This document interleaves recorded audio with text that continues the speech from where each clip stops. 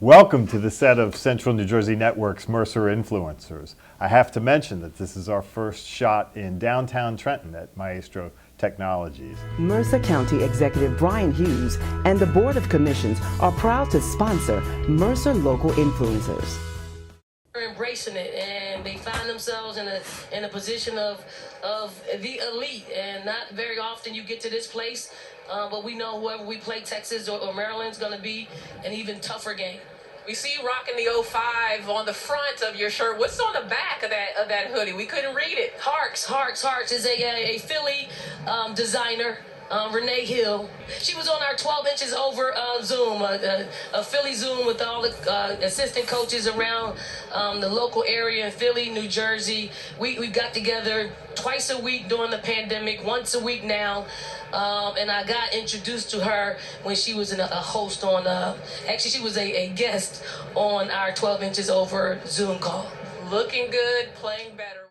We're glad to have a studio here, and who better than a good friend of mine, an old friend of mine from back in the day, Jeff Arnold. Jeff Arnold from Rider University, welcome. Thank you, John. Thank you. Yeah, from back in the day. Back in the day.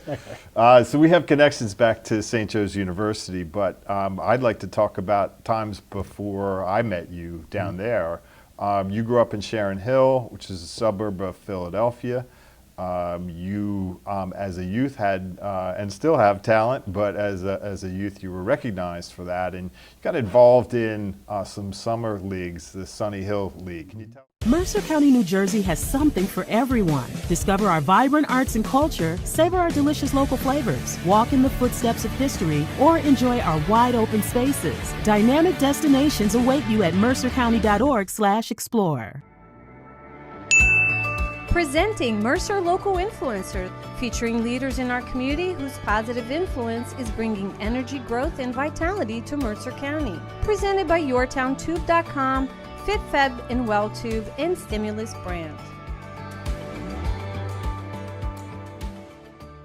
Can you tell our audience a little bit about that start and who the Sunny Hill League was, and some of the people, we'll talk about some of the people that you came into contact with. Well, the Sunny Hill League, first I have to say this. I'm from Darby Township because Sharon Hill, we didn't have a post office in Darby Township. So our mail went to 1223 Laurel Road, Sharon Hill, but it was actually Darby Township. And growing up in that area, we're actually a mile away from the Philadelphia airport. That is 1 mile away. So when you see that Wawa, that's where I'm from. Growing up in Philadelphia playing ball, I really got a chance to cut my teeth in South Philly and got a chance to play in the Sunny Hill League. The Sunny Hill League was a citywide league, and it actually only had 6 teams, so the best players played in the Sunny Hill League. We practiced and worked out. I played for South Philly, which was down in Marion Anderson. 17th and Fitzwater is where they have the Ryan Howard RBI Center, and people will recognize it because that's where the Monarchs are from, Monet Davis. All right. They play in the ballpark right behind the Marion Anderson. So I grew up playing there, learning how to play in Philadelphia, the rough and tough part of South Philly. And we played our games up at Temple University. So as a young kid, you got a chance to play in McGonigal Hall in the air condition in the summertime. So it was really cool. And the people, I always tell people, it was unbelievable. I played in the Future Leagues, which was like 10th grade and under. Then he had the Sunny Hill League, 11th and 12th. Then he had the College League. So the Future Leagues I played. Then the High School League had Clarence Tillman and Reggie Jackson, McDonald's All-Americans. And then you go to the College League, had Gene Banks, Lewis Lloyd, Franny McCafferty, that's the head coach of Iowa. His nickname was White Magic. Franny was a very good player in Philadelphia. And he got put on the court. Oh, he was on the court, not put on the court. He was on the court doing his thing, doing his thing. Yeah. And you met people like Claude Gross, who, again, I grew up in central Pennsylvania playing ball in backyards and, parks. So, I knew Will Chamberlain, obviously, as a fan, and I knew he scored his 100 at Hershey Arena, which is right around the corner from where I grew up.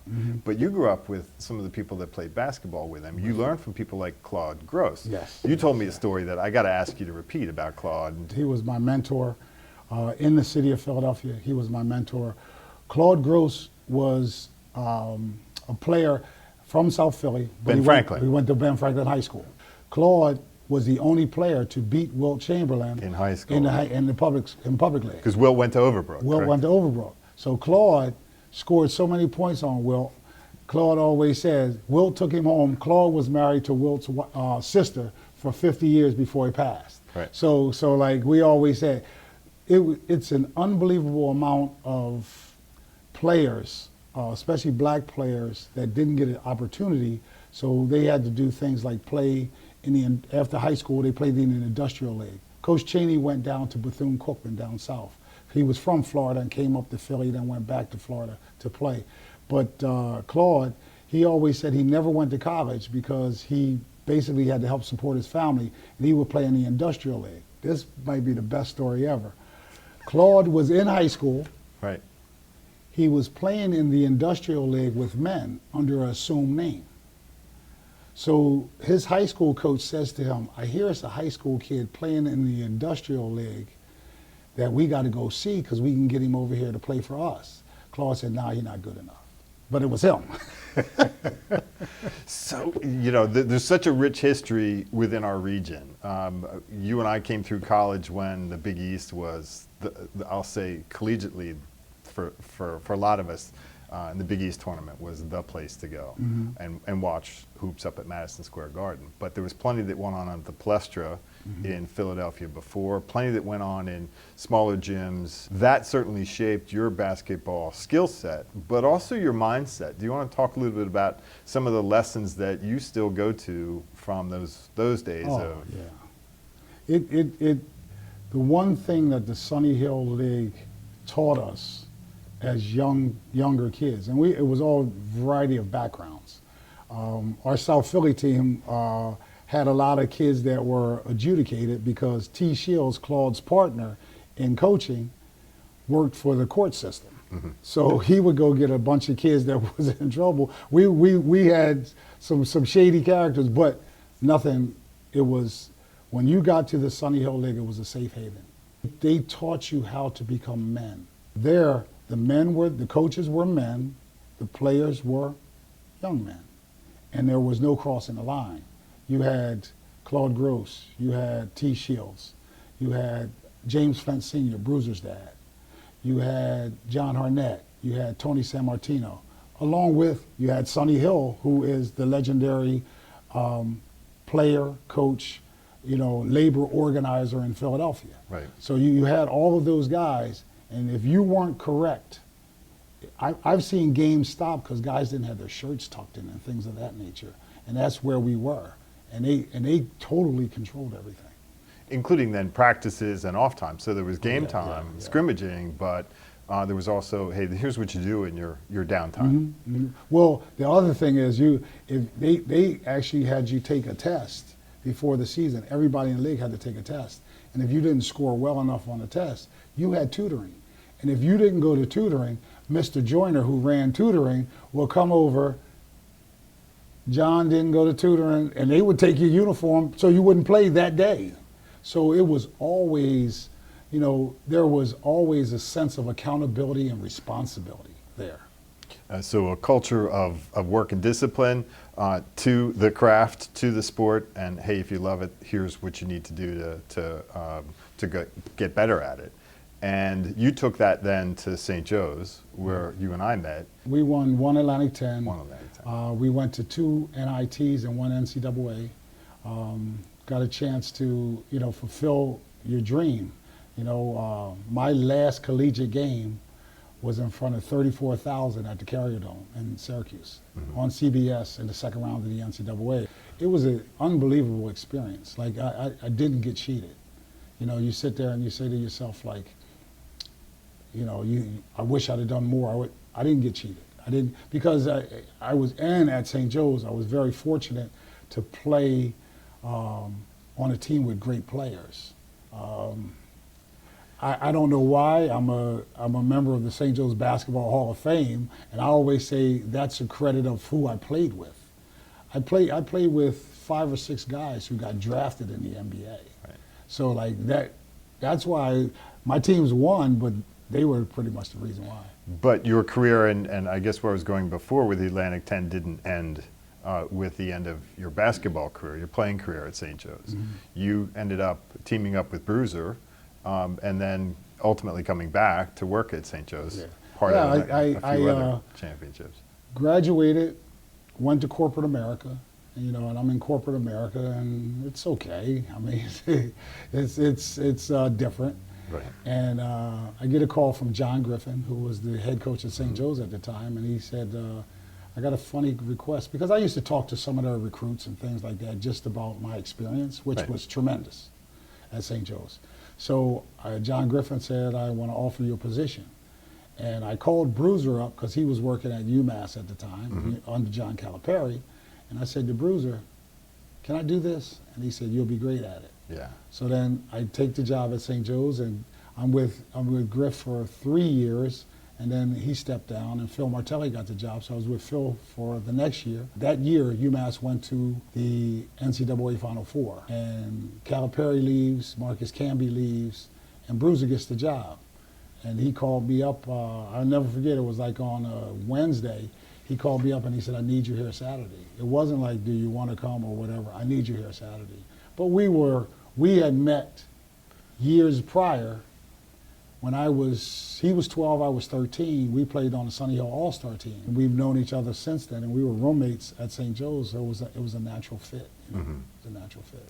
Well, St. Joe's is a familiar territory for me, even more so for you, but your career has continued since then. We'll be right back after a brief break. Mercer Local Influencers, sharing is caring.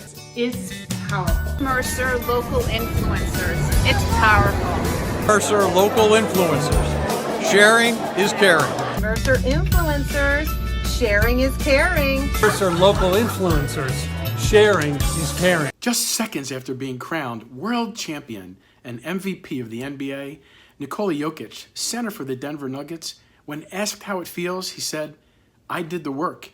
Now I get to go home. He went on to say, if you want to be successful, you need to be bad. Then you need to be good. Then when you're good, you need to fail. And then when you fail, you're going to figure it out. Intertwined through all of that bad, good, and failure is a thing called work ethic.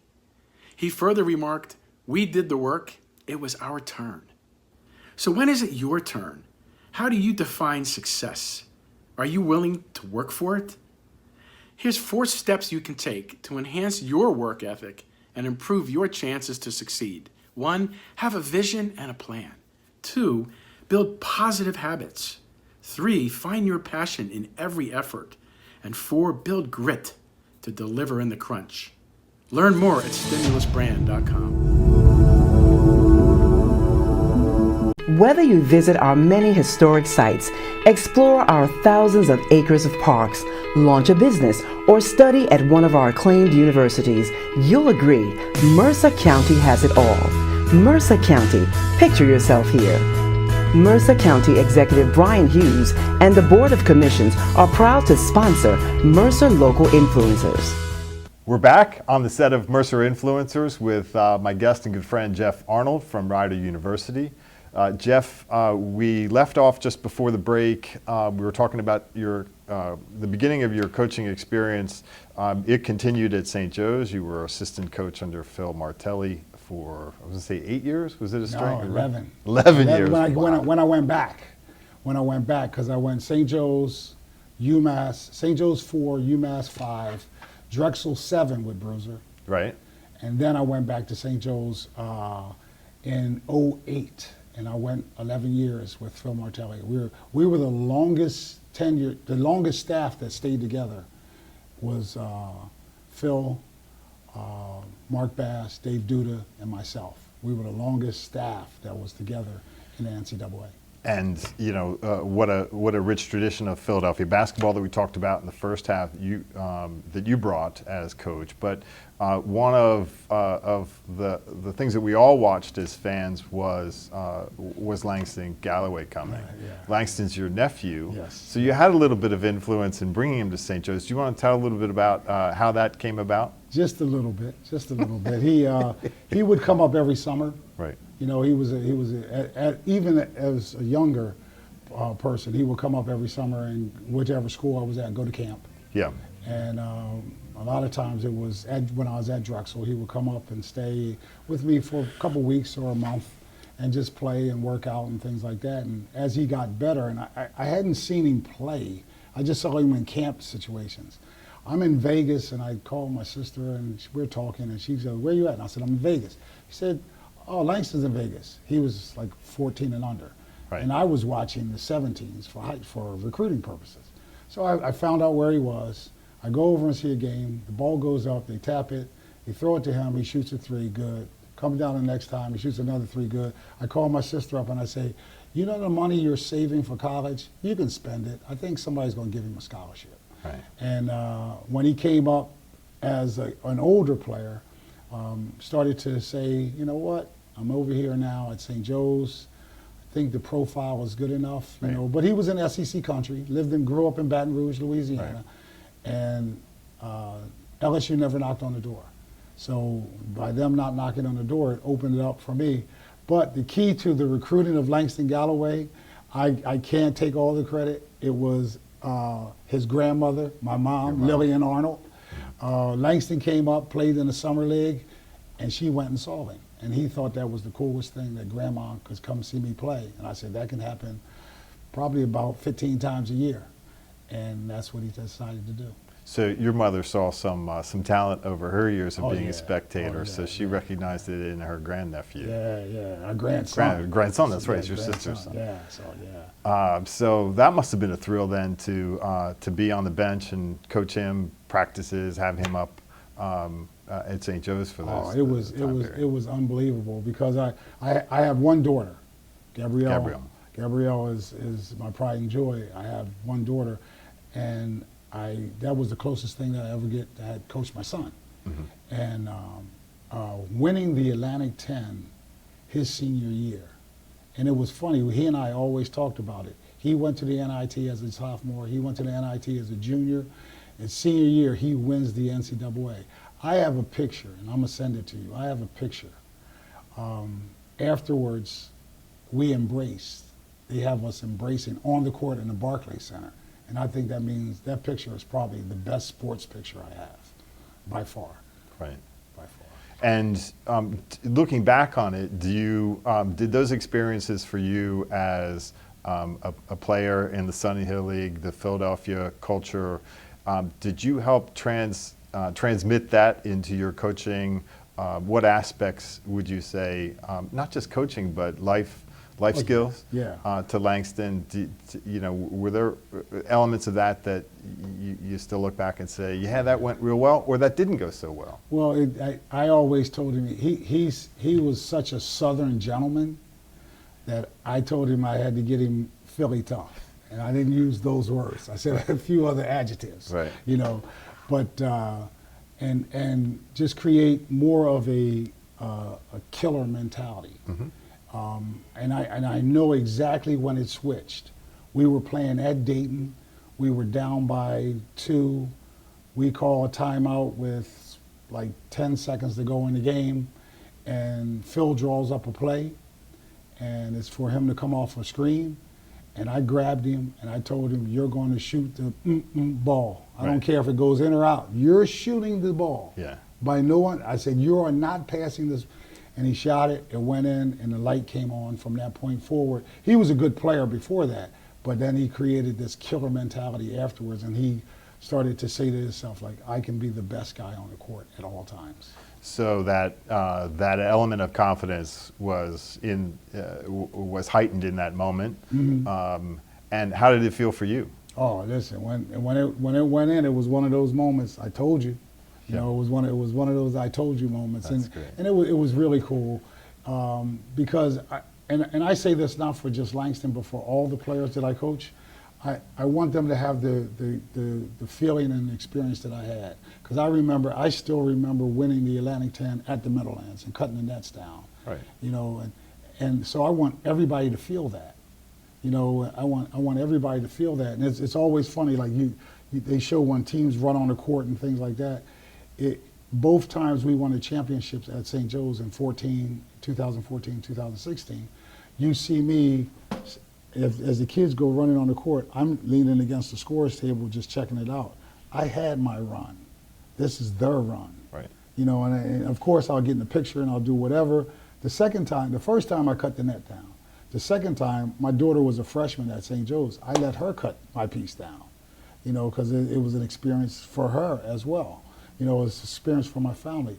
You know, because they're as ingrained in my journey as a basketball coach as anybody. Right. You know, my wife Stephanie, who was a professor at St. Joe's in sport marketing, and Gabrielle, who was a graduate of St. Joe's. So they're as ingrained as anything else. And unfortunately, this is a half-hour show. We could probably spend many more moments talking about other players. Mm-hmm. Langston sticks out to me, and certainly to you as your nephew.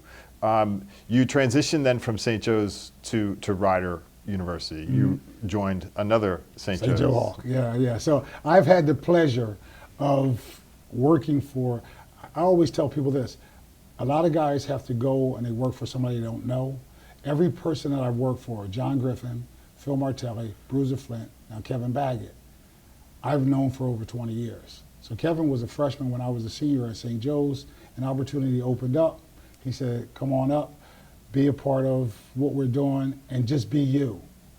And, you know, just do the things that you do, because we all communicate with each other. We're all friends. We all talk about it. I've been to his practices when I was an assistant at St. Joe's just to see if I could steal something or add something to that. So when Kevin called, it was once again me going and working for a friend, not just a friend, but a good friend. So it's a situation where I have nothing but the utmost respect and admiration for him. And I want him to be successful. So let's go. Right, because it sounds as if, again, you come through a tradition of passing that message on to the players, to younger absolutely. kids. And I know Rider University in our region is well known for that, and not only to athletes within the programs, but also students at the university. During your early moments, we all experienced the pandemic, and you took that opportunity to sit down with Scott Brooks, who's your stepbrother. No, Scott is a very good friend who was also mentored by Claude Gross, but not as a player, as a coach. So Scott actually came to Philadelphia he was in a doctoral program at the University of Penn. And he was doing his dissertation on basically the Sonny Hill League. So Scott teamed up with Claude and started coaching with him. So now Claude always talked about his grade A guys. So I was one of his grade A guys, and Scott was one of his grade A guys. And so and then Scott's son and my daughter went to first grade together. So that's how we met, really. So through that, and he's out at Arizona State now. And he called me. He was the first person to call me and ask me, would you go on this Zoom? I had never heard about Zoom. He had asked me to go on, he said, the Zoom call, and because I want to know what was happening to a coach in the moment of the pandemic when they shut everything down. And from that, I said to Scott, how hard is this? And he told me. I said, well, if I get some friends together, because I wanted to stay connected with my friends, the coaches, because we go out recruiting and we have dinners together. We talk about different things. We're friends, not just coaching opponents. So Scott said, it's not hard at all. And I said, well, I want you to join because I think you can do research from it. So I got 20 coaches. The first Zoom was April 13th of 2020. It was 29 coaches on with 485 years of experience, because I asked them, tell me how long you've been coaching, so everybody was on. And we just started talking about issues. And at first it was just basketball, but then it was about pretty much started to go and morph into something different. The name is called 12 Inches Over, and what that means is you always want to move over 12 inches to the big chair, become a head coach. So what we decided to do And first it was called Coaching During COVID. And my wife, who is Scott Brooks, Dr. Scott Brooks, my wife, Professor Stephanie Trice, we're the three people that run 12 Inches Over. And my wife said to me, it was a question, I had older coaches on and they wanted to tell the young guys their stories. Right. So I said, when you move 12 inches over, what was the biggest headache you have? So my wife was going over my notes. And she says to me, what's that mean? And I explained that to her. So she goes, hey, my man. She's a sports marketing professor. She goes, hey, my man, that's your name, 12 Inches Over. So that's what it's been. We've had, on 12 Inches Over, we've had university presidents talking about how to become a head coach. We've had athletic directors. We got national media, Mark Spears. We got local guys, Mike Jensen, Keith Pompey from Philadelphia. We also had Bill Rhoden on as a guest. New York Times, Bill Rhoden. We had him on as a guest. We've had unbelievable, we started to just grab people and do their stories. Right. So last week was our 202nd episode. Last week we had Isaiah Miles, former player at St. Joe's, that's playing overseas now, and I had his parents on because they were an unbelievable family in the basketball world with their son, and they were great. His dad was like always telling us to be harder on him and that kind of stuff. You know, he was an old school dad. Right. And this week I have a gentleman on named Calvin Coleman. He's an artist, self-taught artist that has some works in some big places. So when I call Calvin up, because I can't pay anybody, so I just call up on the strength of somebody telling me, you know, hey, this would be a good interview, or I see something social media wise. So I called Calvin up. I knew him from high school. And Calvin, I told Calvin about it, and I said, you know, I had former players on. I had Kyle Lowry on. I had Alvin Williams on, Malik Rose. I had Rasheed Wallace on. So I told him I had Rasheed Wallace on. He said, Rasheed Wallace owns one of my paintings. So like it's the connection. In basketball, everybody talks about 6 degrees of separation.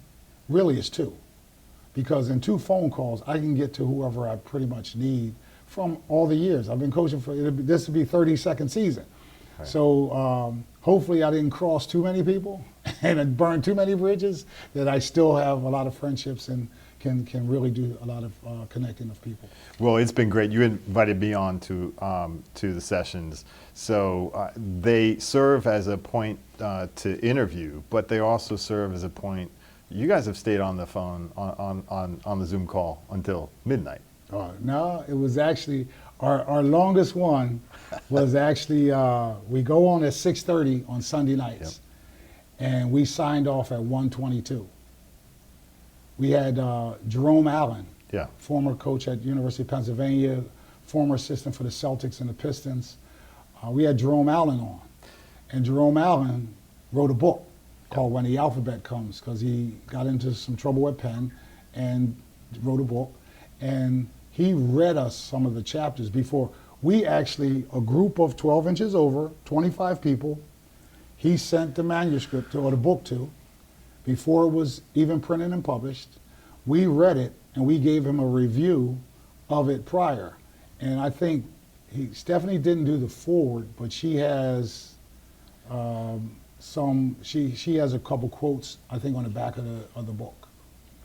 And it came during a time, and we've all experienced pain and hardship in our lives, culturally, individually. And from my takeaway is you've provided an opportunity for those invited to participate in a discussion and share their stories, share their pain, share their joys, the exhilarations, but also those hard moments. Oh yeah. And I think that's got to be an element of your coaching style, because it's not all wins, it's how we react from them. So I'm so happy that you took the time to come down to our studio here in Trenton, be my first guest in this location, be our first guest, and look forward to your continued success, that of Kevin's and Rider Universities. And my thanks again to you, Jeff. Thanks for coming in. Thank you. Stay tuned. Coming next, the newest episode of our other show on CNJN, the Central New Jersey Buy Local Connection. See where Gabby and Daisy take you into our local community. Thank you for watching.